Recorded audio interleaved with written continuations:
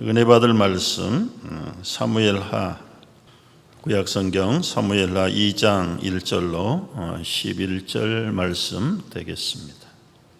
그 후에 다윗이 여호와께 여쭈어 아뢰되 내가 유다 한 성읍으로 올라가리이까? 여호와께서 이르시되 올라가라. 다윗이 아뢰되 어디로 가리이까? 이르시되 헤브론으로 갈지니라. 다윗이 그의 두 아내 이스라엘 여인 아히노암과 갈멜 사람 나발의 아내였던 아비가일을 데리고 그리로 올라갈 때에 또 자기와 함께한 추종자들과 그들의 가족들을 다윗이 다 데리고 올라가서 헤브론 각 성읍에 살게 하니라. 유다 사람들이 와서 거기서 다윗에게 기름을 부어 유다 족속의 왕으로 삼았더라. 어떤 사람이 다윗에게 말하여 이르되 사울을 장사한 사람은 길르앗 야베스 사람들이니이다 하매 다윗이 길르앗 야베스 사람들에게 전령들을 보내 그들에게 이르되 너희가 너희 주 사울에게 이처럼 은혜를 베풀어 그를 장사하였으니 여호와께 복을 받을지어다.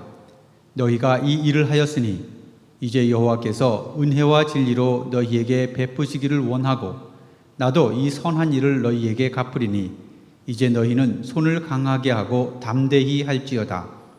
너희 주 사울이 죽었고 또 유다 족속이 내게 기름을 부어 그들의 왕으로 삼았음이니라 하니라. 사울의 군사령관 넬의 아들 아브넬이 이미 사울의 아들 이스보셋을 데리고 마하나임으로 건너가 길르앗과 아술과 이스라엘과 에브라임과 베냐민과 온 이스라엘의 왕으로 삼았더라. 사울의 아들 이스보셋이 이스라엘 왕이 될 때에 나이가 40세이며 2해 동안 왕위에 있으니라. 유다 족속은 다윗을 따르니 다윗이 헤브론에서 유다 족속의 왕이 된 날수는 7년 6개월이더라. 광야 학교를 졸업했던 다윗은 아직도 이제 광야 학교에서 배운 모든 고난의 훈련들을 실습의 현장에서 적용하고 또 실습에 관한 과정을 보게 됩니다. 우리는 인생이 다툼의 시작이고 다툼으로 끝이 납니다. 어려서는 형제들 사이에 하루에도 여러 번 다투면서 울며 힘들어하는 그런 과정들을 겪으면서 성장했습니다. 학교에 가서나 때로는 직장에 가서 또 사회에 나와서도 심지어는 가정에서도 많은 사람들과 이 다툼은 그치지 않는 것이 인생의 본질입니다. 다툼을 근본적으로 없앨 수는 없어요. 결국 성경의 시작과 끝도 이 다툼으로 시작해서 다툼으로 끝나는 것입니다. 문제는 다툼 자체가 문제가 아니라 그 다툼을 어떻게 잘 이용할 것인가, 그리고 선으로 악을 잘 이기는 것이 가장 중요한 성경의 결론이고 인생의 결론입니다. 수많은 다툼들이 있어요. 지금 미국의 사회를 봐도 정치적인 갈등, 계층의 갈등, 인종의 갈등, 노사의 갈등, 빈부의 다툼, 수를 다 셀 수 없을 만큼 많은 갈등과 다툼이 지금도 옛날에도 존재했고 앞으로도 존재합니다. 도대체 이 다툼의 원인은 뭔가? 원인. 스캇이라고 하는 저술가는 몇 가지를 꼽았어요. 첫째는 자존심이다. 자존심. 이 다툼의 가장 큰 주범이 자존심. 자아를 만족하고 방어하기 위해서 그 유치한 자존심의 본능, 이것이 다툼의 가장 큰 원인이다. 이 스티븐 스캇이라고 하는 사람은 비즈니스 스쿨을 졸업하고 사회에 첫 발을 내디디면서 6년 동안에 무려 6번 직장을 퀴트하고 2번은 파이어 당하고 개인 비즈니스를 2번 벌렸다가 영락없이 실패를 아주 좌절하고 있다가 심지어는 인생을 포기하는 상황에서 스몰리라고 하는 미국의 유명한 상담사를 만났어요. 이 멘토가 하는 말, 뭘 젊은이가 낭망해? 집에 가서 하루에 한 장씩 잠언을 읽어라. 잠언을 읽으면 자네 인생이 달라질 거야. 그래서 물에 빠진 사람 지푸라기 잡는 심정으로 이 스티븐 스캇이라고 하는 젊은이가 많이 읽지 말고 하루에 한 장씩만 읽어라. 그래서 잠언을 하루에 한 장씩 읽기 시작을 했죠. 그는 얼마 되지 않아서 이 잠언 안에서 지혜를 보았고 지혜를 구하기 시작을 했어. 그래서 수많은 사회적인 다툼과 갈등보다 내 안에서 일어나는 다툼의 원인이 무엇인가를, 갈등의 원인인가 찾아낸 것이 지금 얘기하는 첫 번째 자존심. 두 번째는 이 분노. 여러분, 평소에 분노를 품고 다니는 사람들이 있어요. 이런 사람들은 빨리 그 분노의 원인이 무엇인가를 찾아내지 않으면 아주 중요한 사람들과의 관계를 다 망가뜨립니다. 심지어는 자기의 생명도 망가뜨릴 수 있는 게 분노예요. 세 번째 다툼의 원인이 불쾌한 말, 상처 주는 말. 이게 한두 마디면 누구든지 싸울 수 있는 원인 제공이 되는 것이, 불쾌하거나 상처 주는 말을 한두 마디만 하면 싸우기에 충분한 말이에요. 여러분, 누구든지 친절하고 다정한 말을 하도록 잠언이 얼마나 많이 가르치는지 몰라. 다툼의 원인 가운데 마지막은 참견하는 거예요. 양쪽의 상황도 알지 못하면서 어느 한편만 생각을 하고 말참견을 했다가 다툼이 시작이 됩니다.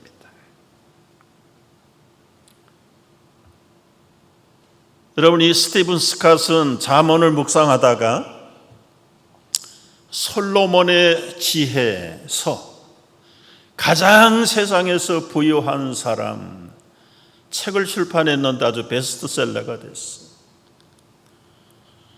근데 물론 책을 써서만 중요한 것이 아니라 잠언을 읽고 지혜를 구하는 가운데 5,000불을 가지고 자기 사업을 시작을 했어요. 텔레비전 마케팅 프로그램을 개발을 한 거예요.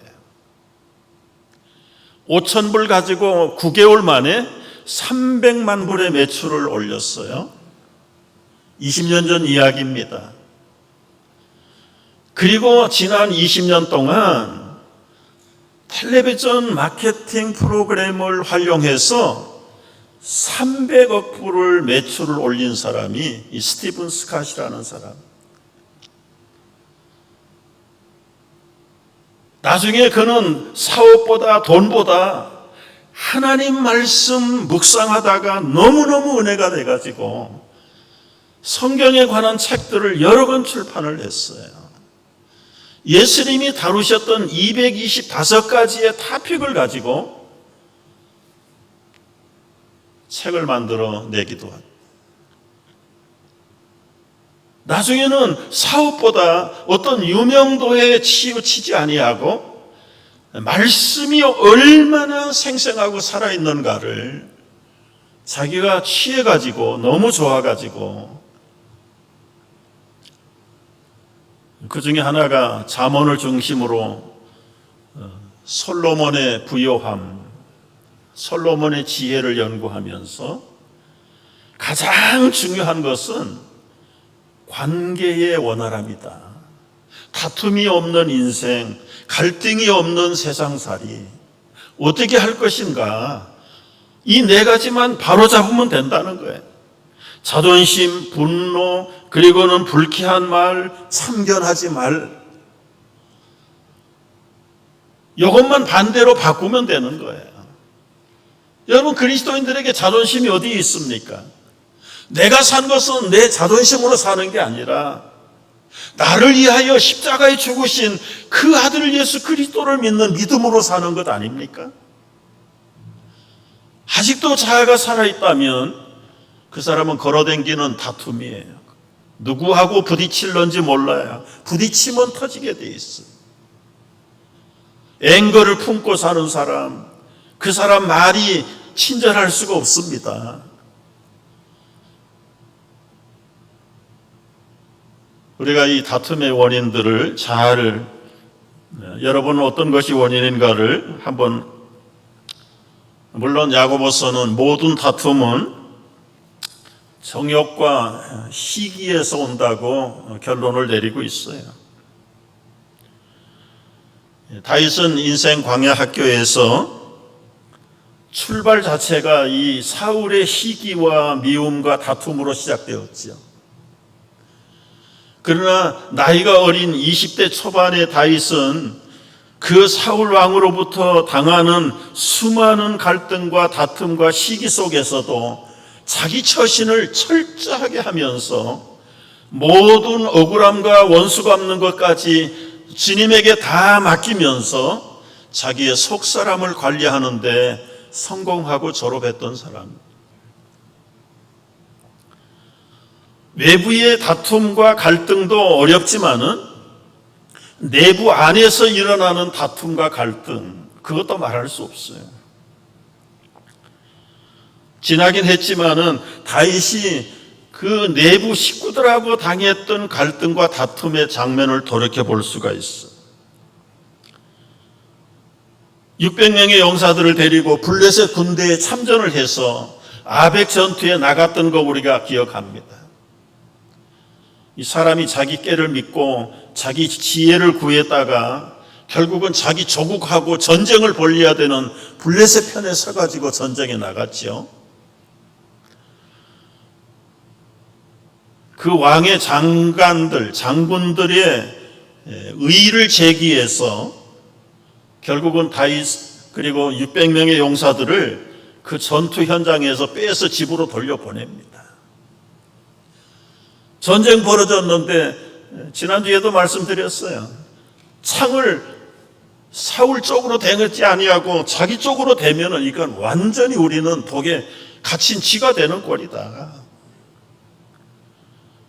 결국은 시글락으로 돌아오는 다윗의 군사들. 여러분 얼마나 긴장했겠어요. 이게 싸워야 되는 싸움이 아닌데 안 싸우면 자기들이 블레셋 군대들에게 당할 것이고 싸우면 자기의 조국과 싸워야 되는 입장이 다윗의 입장이었어요.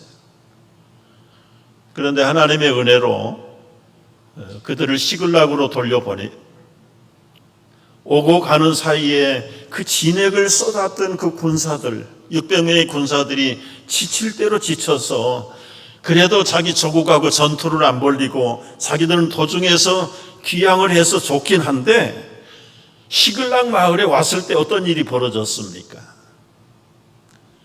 전에 아말렉에게 약탈을 했던 것을 이 아말렉 족속들이 다윗의 남자들이 전쟁에 나간 틈을 이용해가지고 쳐들어와 가지고 자녀들과 아내들 몽땅 사로잡 모든 재산 약탈하고 집들은 다 불을 태워버리고는 사라져버렸어요. 그 위기를 만났습니다. 그때 이제 내부에서 일어나는 다툼이 뭔가? 사무엘상 30장 6절 말씀 보면 한번 봤어요. 백성들이 자녀들 때문에 마음이 슬퍼서 다윗을 돌로 치자 하니 다윗이 얼마나 다급했던지 그의 하나님 여호와를 힘입고 용기를 얻었어. 여러분 지금 여기 말 한마디 잘못하면 자기에게 생명을 바치고 따랐던 600명이 다윗을 지금 돌로 쳐 죽일 직전이에요. 외부의 대적으로부터 당하는 다툼과 갈등도 힘들고 어렵지만 그야말로 자기의 분신 같은 가족들이잖아요. 생명과 사생을 결단하고 동맹을 맺은 다윗의 용사들이 지금 다윗을 쳐 죽이려고 합니다. 다윗은 어떻게 이 위기를 모면했습니까? 하나님께 힘을 얻었다. 어떻게 힘을 얻었을까요? 물어보는 거예요. 하나님께 물어봅니다. 하나님, 우리가 저 아말렉을 추격하겠습니까? 하지 말아야 되겠습니까? 하나님 대답했어요. 하라, 가라. 따라가면은 추격할 수 있습니까? 잡을 수 있겠습니까? 그래, 잡을 수 있다. 가라. 백성들에게 기회를 주지 않고 확신을 가지고 그 600명의 군사들을, 지친 군사들을 데리고 아말렉을 추격합니다. 추격해요. 여기서 여러분 한 가지 우리가 진리를 얻어요. 질문도 믿음이다. 모를 때 묻는 것이 믿음이다. 누구에게 물어야 됩니까? 하나님 여호와께 물었어요. 지금 다투려고 돌을 들고 있는 600명하고 다툴 일이 아니에요. 그 위기를 다윗은 하나님께 물었어요. 하나님께. 행여나 여러분을 괴롭게 하고 다투겠다고 덤비는 사람들이 있다면 그들과 상대하지 말고 다윗이 했던 대로 여호와 하나님께 물어야 돼요. 물론 묻는 방법은 그 당시에는 에봇을 가져오라고 그랬죠. 그래서 그 에봇 안에 있는 우림과 듬빔을 통해서 하나님의 뜻을 즉시 대답을 들었던 거예요. 하나님 쫓아갈까요? 그리고는 제비뽑기를 하는 거예요. 예스가 나와. 다시 집어넣고 하나님 이번에는 따라잡을 수 있겠습니까? 그리고는 제비를 뽑으면 또 예스가 나와. 그때는 그런 방법으로 에봇을 이용했던 거 사실이에요. 요즘 우리의 기도에도 때로는 즉답이라는 것도 있어요. 그러나 그때 음성을 듣는 그런 신비한 방법이기보다는 하나님이 주시는 분별력과 그리고 말씀의 원칙을 상기하면서 묵상하면서 우리에게 주신 일반적인 거듭난 지혜를 이용해서 하나님의 뜻을 결정하고 나가는 것이에요. 일단 다윗은 구약시대의 방법으로 하나님의 인도를 받아서 이제 지친 600명의 병사들을 끌고 쫓아갑니다. 쫓아갔는데 문제가 두 가지가 생겼어요. 하나는 부솔 시내가에 갔을 때 그 시내를 건너야 돼. 여러분, 아벡 전투에 나가서 출전하고 마음 쓰고 그리고는 된다 안 된다 해가지고는 돌려서 고향으로 돌아온 군사들 쉴 겨를도 없어요. 오자마자 지금 초토화가 돼 있는 자기 처자들을 찾아내려고 허겁지겁 달려나온 600명의 병사들이 얼마나 날씨는 뜨거워요. 얼마나 지쳤어요. 그런데 이 부솔 시내를 만나니까 그야말로 여름에 냉수 같은 물을 만났어요. 그 부솔 시내에서 200명이 주저앉습니다. 나는 죽으면 죽었지 더 이상 꼼짝도 못합니다. 다윗은 하는 수 없이 200명을 남겨놓고 400명만 데리고 아말렉을 추격합니다. 이게 첫 번째 문제가 있다가 또 문제가 더 확산됩니다. 두 번째 문제가 있습니다. 400명을 데리고 나가긴 나갔는데 방향이 없어요. 아말렉이 그 당시는 대부분의 모든 민족들, 족속들이 다 유목민들입니다. 유목민들은 일정한 주거 지역이 없어요. 상황에 따라서 언제나 이동하면서 사는 게 유목민이. 가축까지 끌고 갔으니 그 많은 가축을 데리고 옛날에 살던 곳으로 가지 않아요. 그런데 아무런 정보도 없습니다. 망망합니다. 호흡을판에서 지금 400명이 지금 흥분이 돼가지고 자기 처자들을 못 찾을까봐 극도의 긴장을 가지고 있는데 다윗인들 뼛속한 아이디어가 없어요. 이게 리더의 고민입니다. 여러분, 생명을 바치고 처자를 찾겠다고 지금 1분 1초가 급한데 다윗이 아무런 인포메이션이 없는 거예요. 성경에는 기록이 없는데 기도하고 떠났기 때문에 하나님의 그 기도를 계속 유효하게 인도해 주시는 것 같아요. 잠시 머뭇거리면서 숨을 고르고 있는데 병사들이 길거리에 지쳐가지고 거의 죽어가는 나그네 병자 하나를 데리고 왔어요. 다윗은 일단 물을 먹이고 떡을 주고 마른 포도, 건포도를 먹이고 그 의식을 잃어버리고 쓰러졌던 그 거린이 정신을 차렸어요. 그리고 저곳 차근하게 당신의 정체가 뭐냐 물어보니까 자기는 아말렉 사람의 종이었습니다. 3일 전에 시글락에 가서 약탈을 하고 돌아가는 길에 제가 병이 들었다고 우리 아말렉 주인이 나를 길에다 버리고 갔습니다. 내 생명만 보존해주면 내가 그들이 있는 곳으로 안내하겠습니다.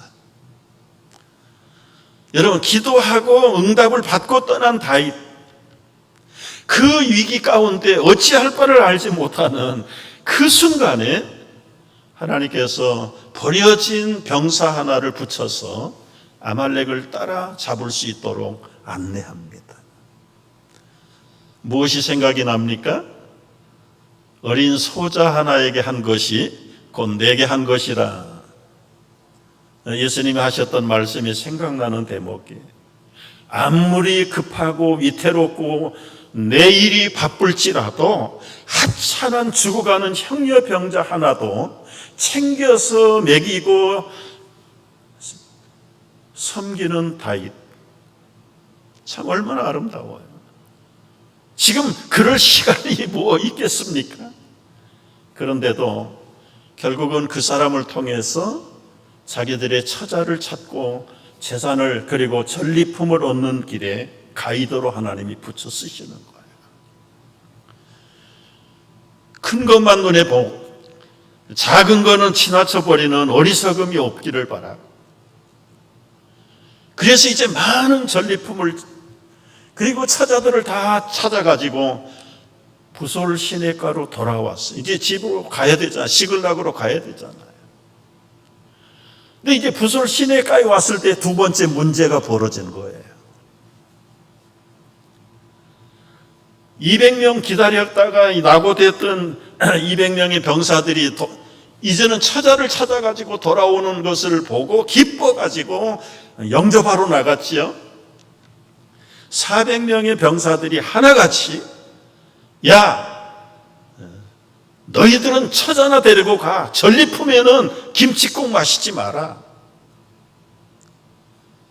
다윗이요, 우리의 이 전리품을 저들에게 나눠주는 것은 불공평합니다.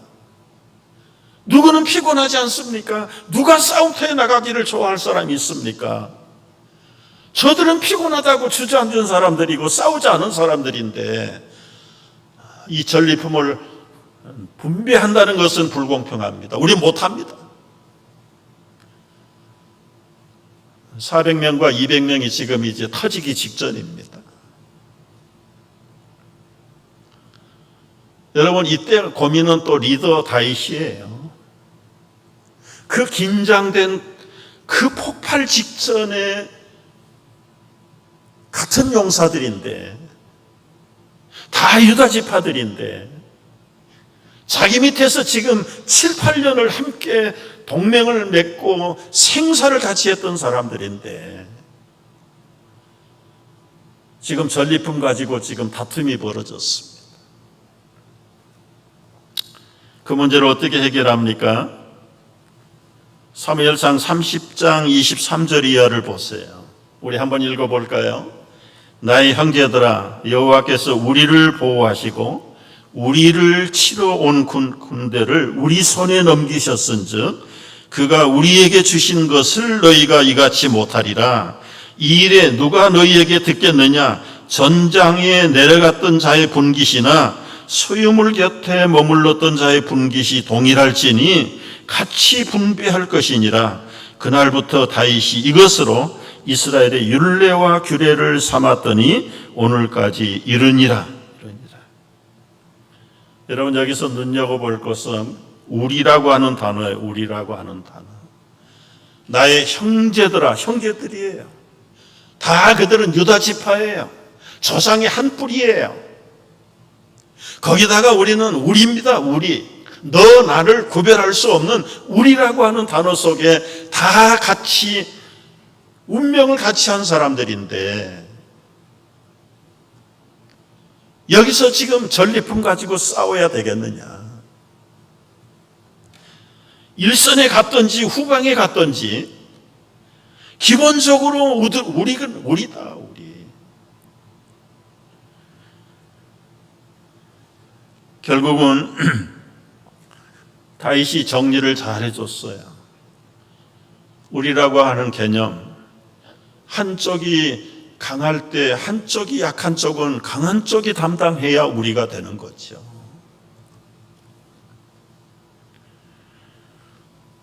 여러분, 오늘 이제 저희가 장학금을 수여하는 날이에요. 제가 오래전부터 늘 묵상해오던 비전 가운데 하나가 바로 이런 부분입니다. 우리 코리안들 이민 역사가 본격적으로 1970년대 시작됐잖아요. 그때 1세들 부모들은 대개 20대 후반 아니면 30대 초반. 갓 결혼해가지고 아이들 하나 둘 데리고 때로는 없이 와서 이 땅에서 자녀들을 생산했던 세대들이 지금 50년이 지났고요. 그 1세대들은 지금 7, 80대가 됐어요. 그리고 부모 따라서 이 땅에 왔던 그 2세들은 지금 다 이제 사회 중견 인사들이 됐어요. 벌써 나이가 40, 50대가 됐어요. 그 1세대 부모들 처음 오셔서 온갖 고생들을 많이 했지요. 자녀들은 고생 안 했나요? 아무도 학교 생활을 경험해 보지 못한 부모 밑에서 미국 학교 따라가는 것도 쉽지 않았어요. 거기다가 끝나면 부모님 가게 나가서 일을 도와야 됐어요. 그래서 그 1세와 2세들은 그야말로 피부치기도 하지만은 부모들만 고생하는 게 아니라 자녀들도 고생합니다. 오늘 남편들이 가서 일을 하고 아내들은 가정을 맡아서 있는다 치더라도 남편만 고생한 겁니까? 보이지 않는 아내의 내조가 얼마나 큰 고생을 해요. 우리라고 하는 것은 이렇게 칼로 갈라놓을 수 있는 관계가 아니에요. 그런 면에서 이제 우리 초창기 1세들은 연로하셨고 그 부모들 따라서 이 땅에 와서 성장한 지금 40, 50대의 우리 이민 가정의 세대들 이제 그들에게도 지금 자녀들이 생산됐어요. 그렇다면 그 고생 끝에 이제 기본적인 생활의 안정은 가졌어요. 이세들도 나름대로 직장도 사업도 안정하고 나름대로 수입이 있어서 자기 자녀들 잘 키우고 교육하고 잘 살아가요.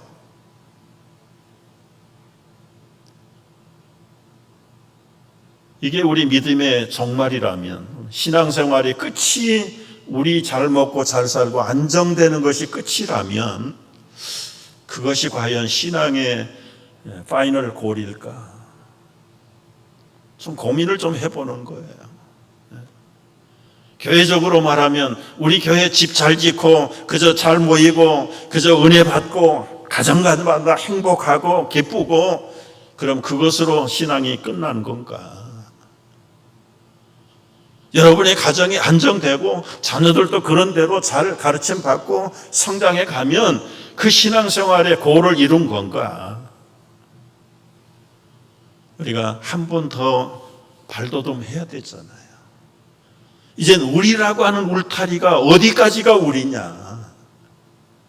혈통, 피부치 우리로만 국한하고 그 우리라는 울타리 안에 갇혀 있는 것이 하나님의 진정한 고리인가? 아니면 그 우리라고 하는 울타리를 벗어나서 다른 가정의 민족들, 자녀들까지도 좀 보살펴보고 우리가 고생해서 얻었지만은 그게 우리의 것인가? 하나님이 주신 것이라면 하나님의 다른 백성들에게도 골고루 분배할 수 있는 그 지경까지 나가는 것이 하나님이 기뻐하는 삶이 아닐까. 그런 면에서 참 감사할 수밖에 없는 거예요. 여러분 18년 건축한다고 건축 헌금은 한 푼도 줄이지 않았다는 건 여러 번 말씀드렸어요. 장학 헌금은 몇 년 동안 하지도 않았다.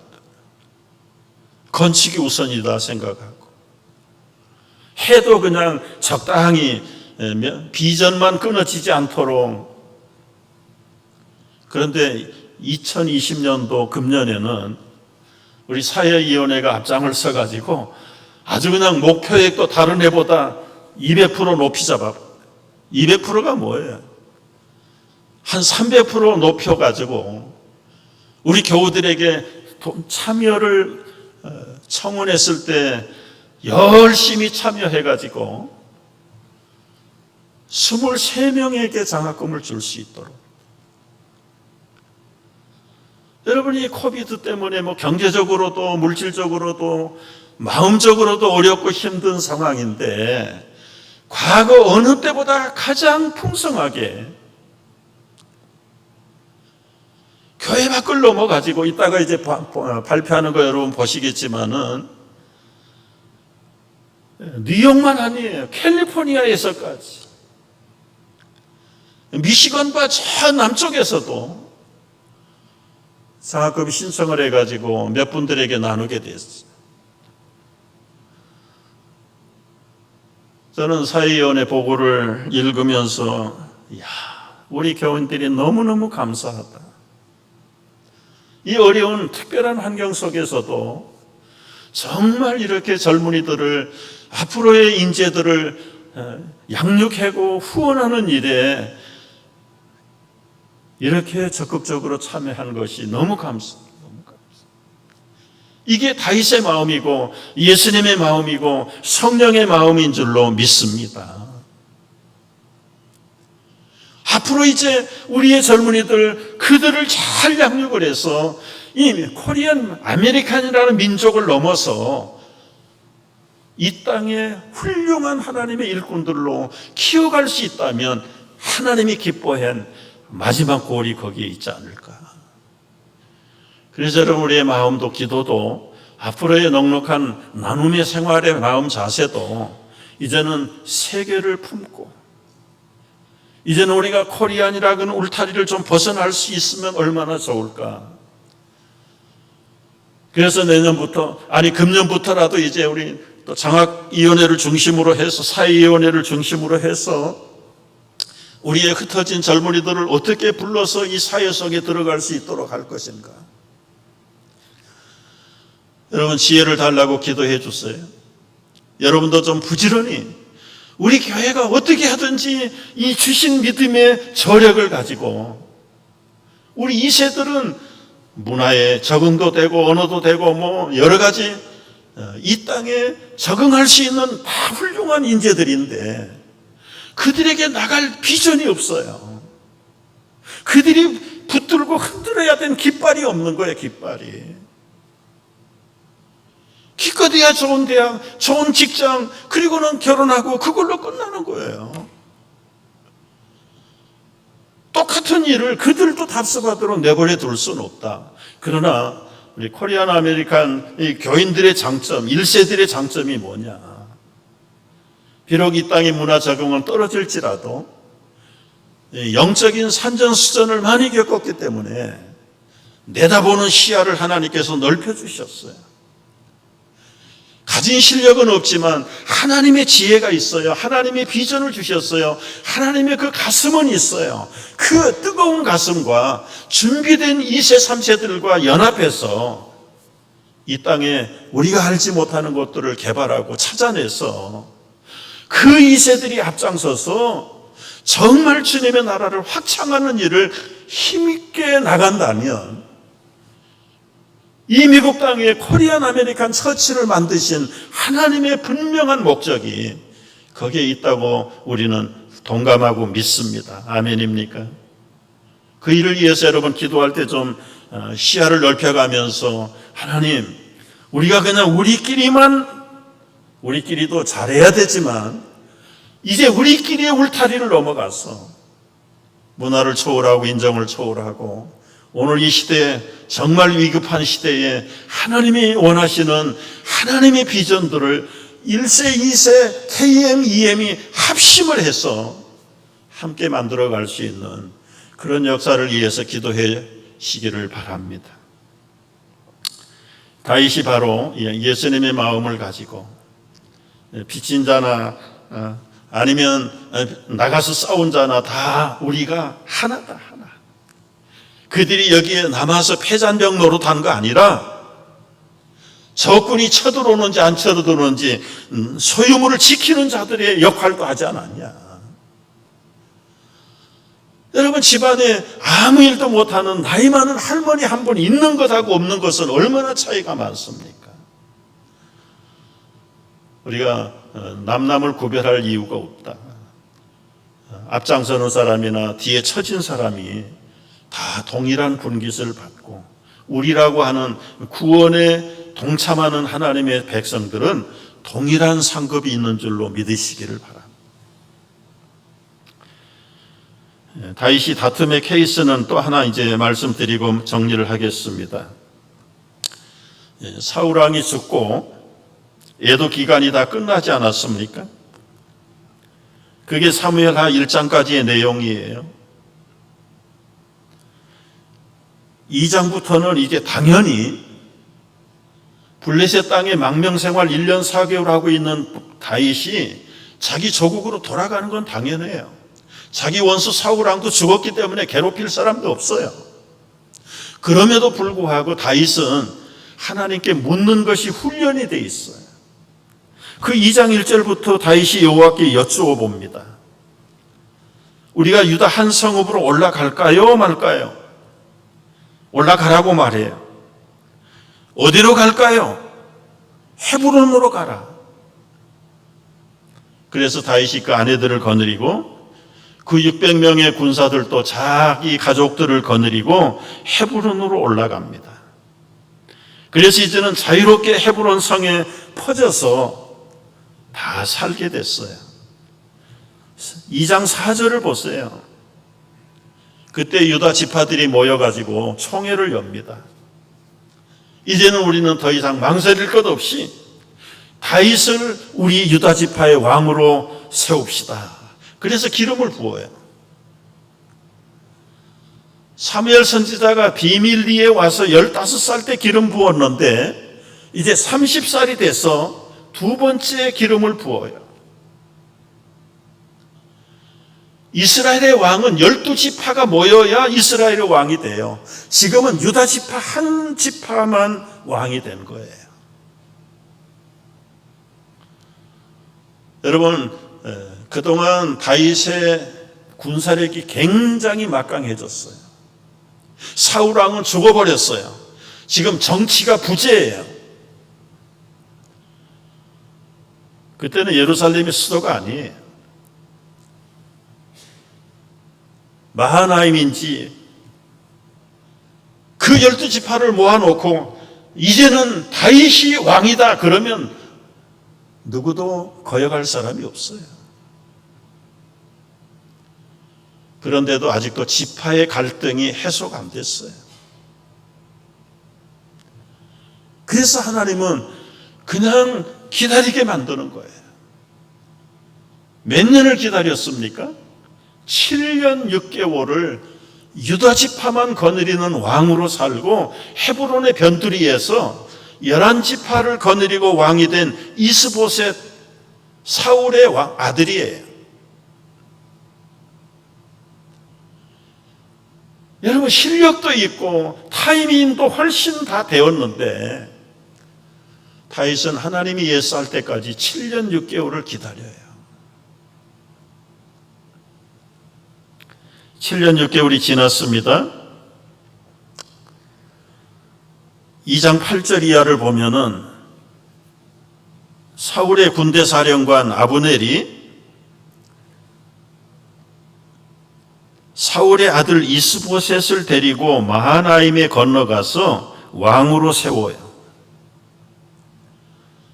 여러분 그때는 혈통을 따라서 왕자들을 왕으로 세우는 게 관례니까 이 아브넬은 아무것도 모르고 다윗을 향한 하나님의 뜻도 알 수가 없죠.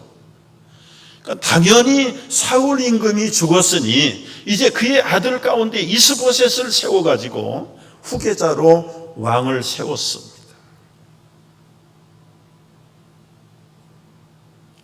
그때 이스보셋의 나이가 40세입니다. 2년 동안 왕위에 있었는데 유다의 모든 족속들은 유다 지파만 빼고 이스보셋의 통치를 받을 수밖에 없었어요. 7년 6개월을 그렇게 했다. 7년 6개월이 지난 다음이었습니다.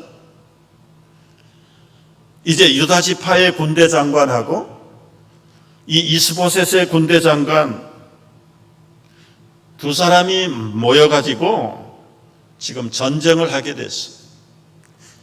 기브온이라고 하는 연못가에 모였습니다. 아마 수적으로 보면은 사울 왕종의 군대가 더 많았을 겁니다. 그러나 실력으로 보면 10년, 17년, 15년 동안 연단된 다윗의 군세가 아주 용맹스러운 정병들이에요. 하여튼 두 민족들이, 두 나라 왕들이 지금 이제 군사들이 모여가지고 전투를 벌이기 직전이에요. 근데 재밌는 전투는요, 양편에서 12명씩을 뽑아가지고 머리채를 잡고 아마 레슬링 같은 게임을 하는 것 같아요. 본격적으로 전쟁을 하기 전에 아마 이 오프닝 세레머니 같아. 양쪽의 군대에 12명씩 나와가지고 지금 그룹전을 하는 거예요. 결국 이것을 보면서 양쪽의 군사들이 전의를 불사르는 거예요. 이겨라, 이겨라, 이겨라 해가지고 이제 붙는 거예요. 근데 이 12명의 게임에서 다윗의 군사들이 이스보셋의 군사 12명을 다 쳐 죽여버려요. 그리고는 완전히 전면전을 벌쳤는데 용맹스러운 다윗의 군사들이 그 이스보셋의 군사들을 360명을 쳐 죽입니다. 그리고 다윗의 군사들은 20명이 희생당했어요. 그 20명 가운데 하나가 아브넬이라고 하는 장군, 다윗의 용맹스러운 장군이 적장에게 살해를 당해요. 그러나 숫자적으로 보면 360명을 죽이고 이쪽은 20명을 잃었어요. 뭐 일방적인 전쟁에서 승리죠. 그리고는 더 싸움이 커지려고 하니까 양쪽의 장관들이 나와가지고 휴전을 제의해서 휴전을 해요. 우리가 싸워봐야 결론이 없다. 일단은 전쟁을 멈추자. 그리고는 또 시간이 흘러갑니다. 시간이 흘러가요.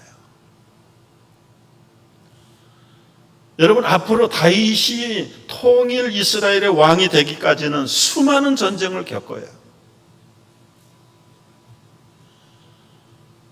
죄와 허물로 죽은 인생을 살려내시기 위해서 다윗의 후손으로 오신 예수 그리스도는 앞으로 이 세상의 모든 악한 사탄들과의 싸움을 계속해서 싸워야 돼요. 지금은 성령으로 말씀으로 싸우고 있지만은 재림하시는 그 순간부터 악의 영들에 대해서 그 사탄의 용의 머리들을 잘라내고 영원한 사탄을 무저갱 속에 집어넣어서 승리할 때까지 종말의 전투는 그치지 않아요. 끝은 어린 양 예수님 승리하심으로, 사탄을 영원히 결박시킴으로 새하늘과 새 땅이 이루어지고 성경이 완성되고 우리의 구원이 완성되는 것이, 그 전까지는 계속 싸워야 돼. 그래서 이 교회 성도들이 계속 싸우는 거예요. 싸우는 거예요. 세상 사람들이 왜 교회가 그렇게 잘 싸우냐? 원래 교회는 싸우는 곳인데 우리끼리 싸우는 것이 아니라 선과 악의 싸움이 있어야 된다. 선과 악에 대한 싸움.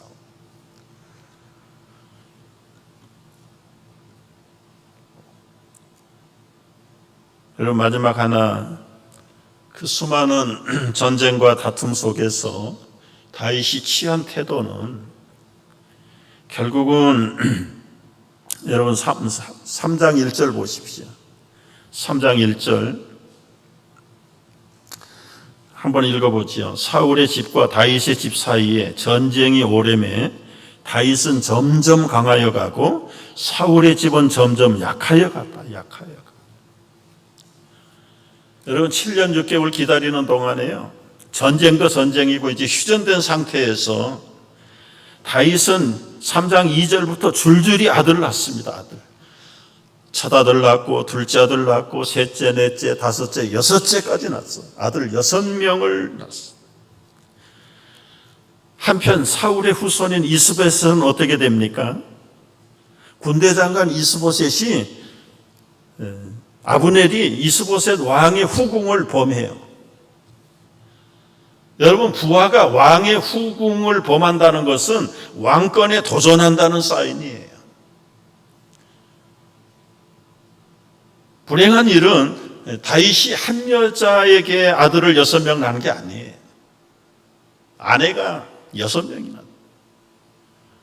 이건 분명히 일부 일처에 대한 하나님의 뜻에 어긋난 건 사실이에요. 그러나 고대 시대에는 왕들은 의례껏 일부 다처를 했어요. 그거 하나님 봐주지 않았습니다. 나중에 그 하나님의 결혼 제도를 어기고 아들만이 난 것 때문에 다윗이 당하는 고난이 얼마나 극심한 심판을 받습니까? 자녀들끼리 속이고 욕보이고 나중에는 구테타를 일으켜서 아버지를 힘들게 만들고, 이게 다 하나님 말씀대로 살지 못한 다윗에 대한 심판이에요. 심판.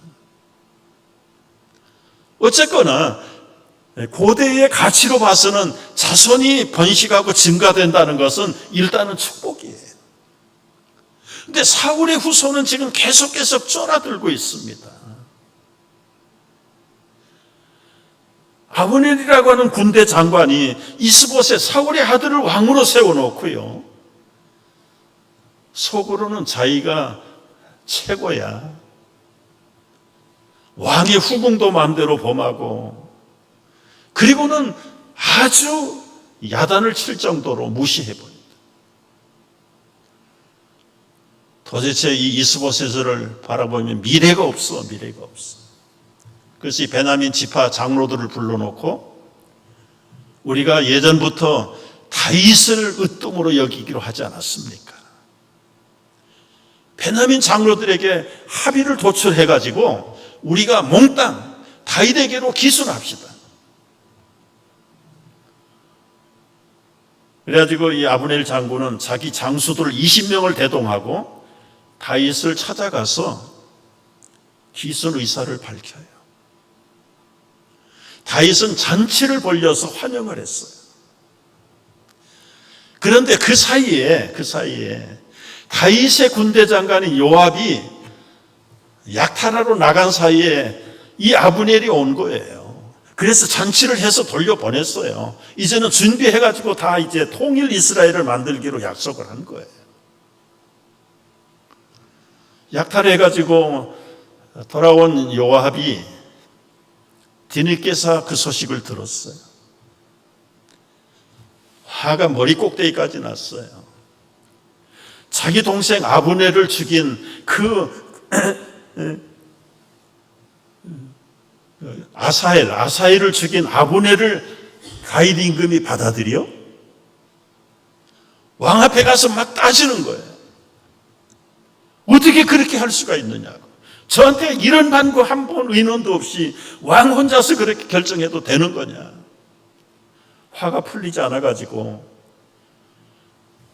자기 고향으로 돌아가는 아브넬을 뒤쫓아가지고 요압 장군이 아브넬을 죽여버립니다. 자기 동생의 죽음을 복수한 거예요. 그 소식을 들은 다윗, 아브넬의 시체를 거두어 가지고 이쪽 저쪽의 모든 국민들에게 애도의 기간을 정하고 아주 성대한 장례식을 치러줍니다. 다윗은 지금 통일 이스라엘의 왕으로서의 역할을 실질적으로 하고 있는 거예요. 그렇게 함으로 11지파의 마음도 다윗이 다 이렇게 존경받는 마음으로, 비록 요압하고는 굉장히 많은 깊은 마음의 상처가 있어요. 나중에 다윗이 죽을 때 솔로몬에게 유언을 남겨요. 저 요압은 내 평생의 가시였다. 직접으로는 언급 안 했지만 이 아비의 원수를 갚아라. 그런 유언을 남기고 갈 만큼 평생 요압도 다윗을 모시긴 했지만은 그 초창기의 한 번의 실수 때문에 굉장한 아픔을 가지고 있다. 그럼에도 불구하고 다윗이 훌륭한 것은 자기의 사사로운 원수를 갚는 게 아니에요. 솔로몬에게 유언을 남긴 것은 아버지의 복수를 갚아달라는 게 아니라 그거 살려놨다간 네 왕권에도 도전할 수 있으니까 제거하라는 거예요. 나는 이걸로 가면 끝이지만은, 여러분 여기서 이제 정리할 수 있는 것, 여러분 서로 다툼에 대한 해결이 무엇입니까?